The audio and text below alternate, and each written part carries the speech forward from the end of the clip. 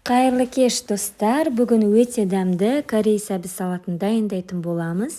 Ол үшін менің каналыма тіркеліп, лайк басып, видеоның соңына дейін көруді ұмытпаңыздар. Бізге осындай жуылған, сырты аршылған сәбіздер қажет болады. Менде шамамен 1 килограммдай. Осылай өте ұсақ үккіштен өткіземіз.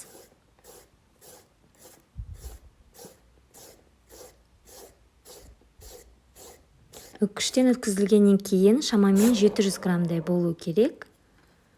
Біз барлығын өткізіп болдық. Енді бір пиязды турап, табада қыздырамыз. Осы пиязды қуырамыз, көбірек май қосып. Енді бізге осындай чим-чим тұздығы қажет болады. Для моркови деген.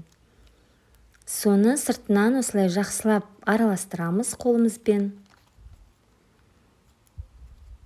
Енді чим-чим тұздығын қосып, сәбізіміздің үстіне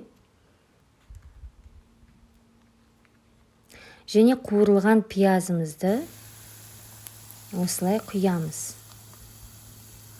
Тұз, басқа ешнәрсе қоспайсыздар. Тек осы 3 затты ғана қосасыздар. Жақсылап араластырамыз. Қолмен араластырғандарыңыз дұрыс болады. Сол кезде біркелкі араласатын болады.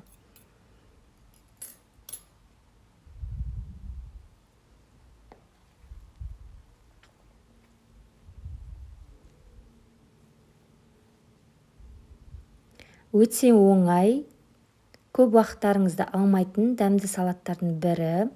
Дәмі базардағы салаттан да керемет. Біздің салатымыз дайын болды. Енді осы дайын болған салатты шамамен 1 сағатқа тоңазытқышқа қойып қоямыз. Сіздермен болған Ақбота Садыкова. Мен сіздермен қоштаспаймын.